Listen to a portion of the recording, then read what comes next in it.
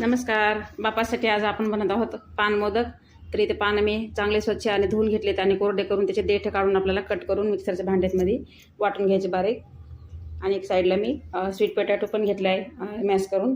आणि त्याच्यात आपल्याला काजू बदाम वेलची असं आपल्याला पिठी साखर आणि थोडंसं मिल्क पावडर आपल्याला मिक्स करायचे. आणि इथे मी आपण सुकं खोबरं घेतलेलं आहे. सुकं खोबरं टाकून आपण त्यात ते पानाचं क्रस होतं ते टाकलेलं आहे. थोडंसं एक वाटी आपण मिल्क पावडर पण टाकलेलं आहे, थोड्याशा गुलाबाच्या पाकळ्या.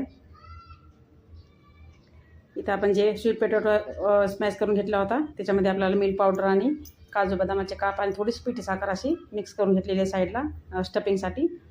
आणि ते पानाचं जे सारण आहे ते मी त्या याला मोदक पात्राला थोडंसं आपण तूप लावून घ्यायचं आधी, त्यानंतर त्याच्यात भरून घ्यायचं आणि एकदम मध्ये थोडासा होल करायचा आणि त्यात आपलं स्टफिंग भरून घ्यायचं. आणि अशा प्रकारे आपण असे मोदक बनवून घेऊया. खूप छान आणि टेस्टी असे झालेले आहेत मोदक.